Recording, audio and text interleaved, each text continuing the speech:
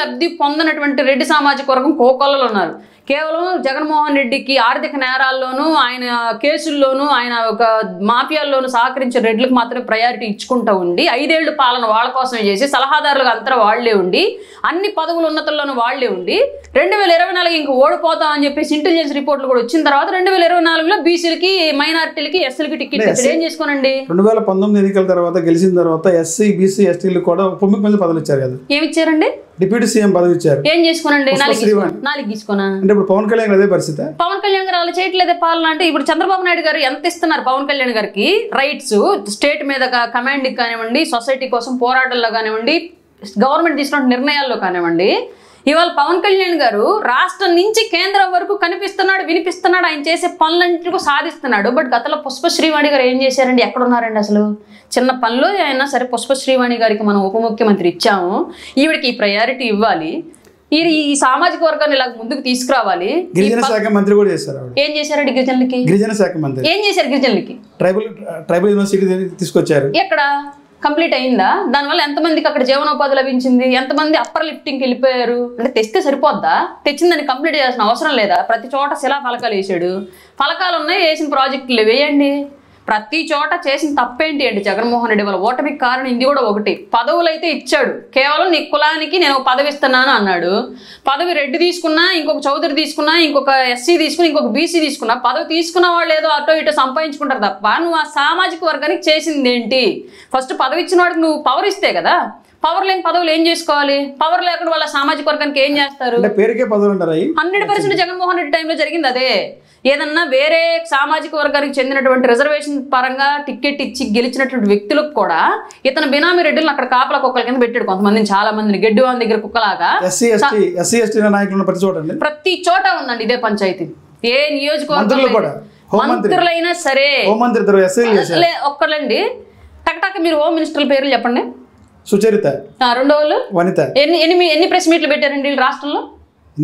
సందర్భాన్ని బట్టి పెట్టారండి. ఎవరు ఏం మాట్లాడారండి? వచ్చి అంటే ఏం మాట్లాడారు సందర్భం? హోమ్ మినిస్టర్ అంటే ఏం మాట్లాడతారండి? హోమ్ మినిస్టర్ సుచరిత పెట్టింది 2 ప్రెస్ మీట్లు. ఆవిడ 2.5 సంవత్సరాల కాలంలో మీరు కావాలంటే గూగుల్ చేసుకోండి. అంటే 2 ప్రెస్ మీట్లు పెట్టారు, మీరు గూగుల్ చేసుకోండి కావాలంటే. ఫస్ట్ వాళ్ళ శాఖకు సంబంధించి తానేటి వనిత 2 ప్రెస్ మీట్లు పెట్టింది. 2 ప్రెస్ మీట్లు మీరు కావాలని నేను అబద్ధం చెప్తానంటే మీరు గూగుల్ చేసుకోండి. వాళ్ళ శాఖకు సంబంధించి 2 ప్రెస్ మీట్లు పెట్టారు. 2 సందర్భాల్లో మాట్లాడారు. 2 సందర్భాల్లో కూడా మాట్లాడిన మాటలు సజ్జల రామకృష్ణారెడ్డి నుంచి ఇచ్చినటువంటి స్క్రిప్ట్ మాత్రమే మాట్లాడారు. మీరు కావాలంటే గూగుల్ చేసుకోండి. నేను అబద్ధం చెప్పాను నిజం చెప్పాను మీకు తెలిసిపోయింది. మూడోది, వాళ్ళు ఎప్పుడు కూడా వాళ్ళ మినిస్టరీని ఏ రోజు వాళ్ళు ఒక పవర్గా ఎప్పుడు ఫీల్ అవ్వాలి. తాడేపల్లి ప్యాలెస్ నుంచి పేపర్ వెళ్తేనే వాళ్ళు నోరు తెరవాలి, లేదంటే లేదు.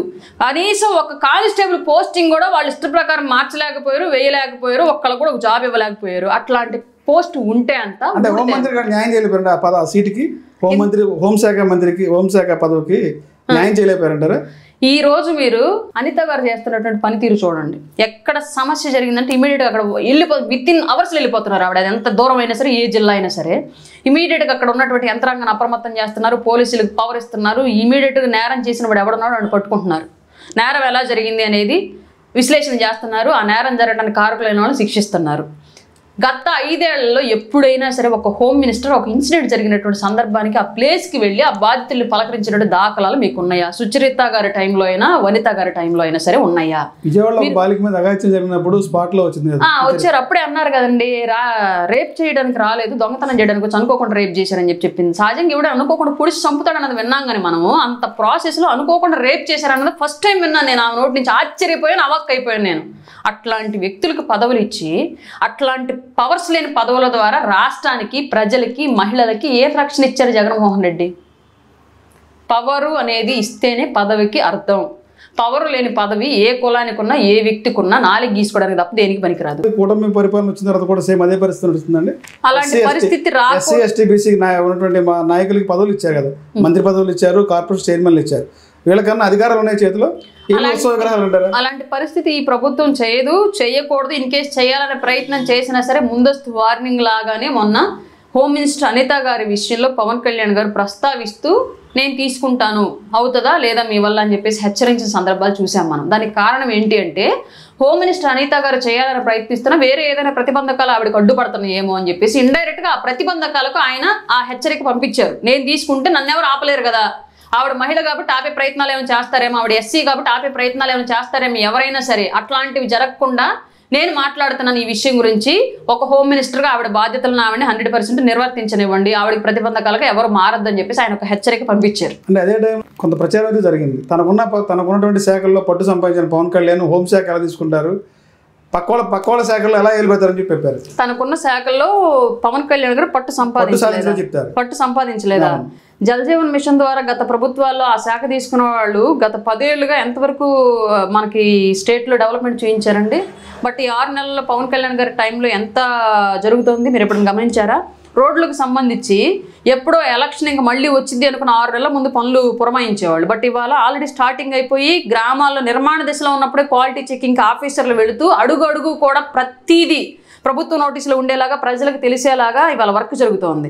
ఇంకా ఆయన శాఖలో ఆయన ఎక్కడ పట్టు సాధించలేదు. ఇంకొకటి అటవీ శాఖ అమరవీరుల దినోత్సవం అనేది ఒకటి ఉందని మీకు తెలుసా? ఇంతకుముందు ఎప్పుడన్నా? నాకు తెలియదు.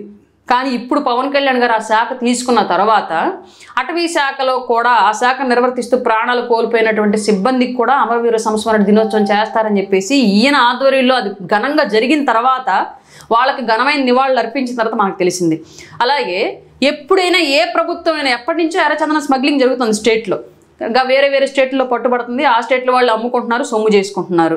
కానీ ఎప్పుడైనా సరే ఈ కట్టడి చేయడానికి చేసే ప్రయత్నాలు పక్క స్టేట్లో పట్టుబడితే అది మా రాష్ట్రానికి సంబంధించింది కాబట్టి మాకు 60% ఇవ్వండి, మీ రాష్ట్రంలో పట్టుబడింది మీరు పట్టుకున్నారు కాబట్టి మీరు 40% తీసుకోండి అని చెప్పేసి రాష్ట్రానికి ఆదాయం వచ్చేలాగా ఎప్పుడైనా డీల్ మాట్లాడిన సిచ్యువేషన్లో మనం చూసామండి గతంలో. అది ఈసారి జరిగింది. ఏనుగులు చేసే బీభత్సానికి మన్యం ప్రాంతాల్లో శివారు ప్రాంతాల్లో అల్లాడే ప్రజలు ప్రాణాలు పోగొట్టుకున్న సందర్భాలే ఉన్నాయి. ప్రభుత్వాలు ఏం చేయాలి అర్థంగా జుట్టు బిక్కిన సందర్భాలు ఉన్నాయి. కానీ ఏ రోజైనా మన పక్క కర్ణాటక రాష్ట్రంలో అటవీ ఏనుగులను భయపెట్టి పంపించేటువంటి ట్రైనింగ్ అయిన ఏనుగులు ఉన్నాయి. వాటిని మన రాష్ట్రానికి తీసుకొచ్చి మన రాష్ట్ర ప్రజలకు మంచి చేయొచ్చని ఆలోచన చేసినటువంటి అటవీ శాఖ మంత్రి ఎవరైనా ఉన్నారండి? ఈ రోజు పవన్ కళ్యాణ్ గారు ఆల్రెడీ 2 ఏనుగులు వచ్చాయండి ఆంధ్రప్రదేశ్కి. అది ఈ రోజు పవన్ కళ్యాణ్ గారు చేసి చూపిస్తున్నారు. అంటే ఇది ప్రతిదీ కూడా ఆయన చేసే ప్రతి పని వెసులుబాటు ఉన్నప్పటికీ కూడా గత నాయకులు విస్మరించినవి ఇవన్నీ. ఆయన కూలంకుషంగా ప్రతి శాఖ మీద పట్టు సంపాదించుకున్నాడు కాబట్టి ఎక్కడ ఏ అవకాశం ఉందో ప్రతి అవకాశాన్ని రాష్ట్ర ప్రజల కోసం వినియోగిస్తున్నాడు. ఏదో పవన్ కళ్యాణ్ గారి మీద బురద జల్లేయాలి అర్జెంటుగా, ఆయన మంచి పేరు వస్తుంది, ఆయన వల్ల ప్రజలు మంచి పొందుతున్నారు, ఇంకెప్పటికీ ఆయన నాయకుడిగా ఓడిపోరు, మన నాయకులకు గెలవలేము అన్నటువంటి దుర్బుద్ధం ఉన్న వాళ్ళు చేసేటువంటి బురద ప్రచారాలే తప్ప ఇవన్నీ కూడా గతంలో ఎన్నడూ కని విని ఎరుగనటువంటి నాయకత్వాన్ని ఈరోజు పవన్ కళ్యాణ్ గారిలో చూస్తున్నాము.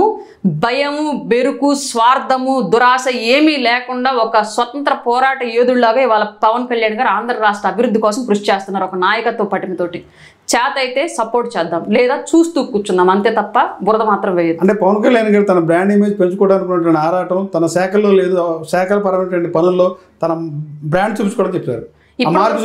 ఇప్పటి వరకు నేను క్లియర్గా చెప్పింది అవేనండి. ప్రజలకి బ్రాండ్ కాదు అవసరం, ప్రజలకు పని అవసరం, ప్రజలకు రోడ్లు అవసరం వేస్తున్నారు, ప్రజలకు వాటర్ అవసరం వేస్తున్నారు, ప్రజలకు పంచాయతీ నిధులు అవసరం తెస్తున్నారు, ప్రజలకు అటవీ శాఖల అభివృద్ధి అవసరం చేస్తున్నారు, అటవులకు జంతు సంరక్షణ అవసరం చేస్తున్నారు. ఇవాళ ప్రతి వ్యవస్థలో కూడా ఆయన మార్కు కన్నా కూడా వ్యవస్థ యొక్క అభివృద్ధి మార్క్ అనేది ప్రజలకు క్లియర్గా కనిపిస్తుంది.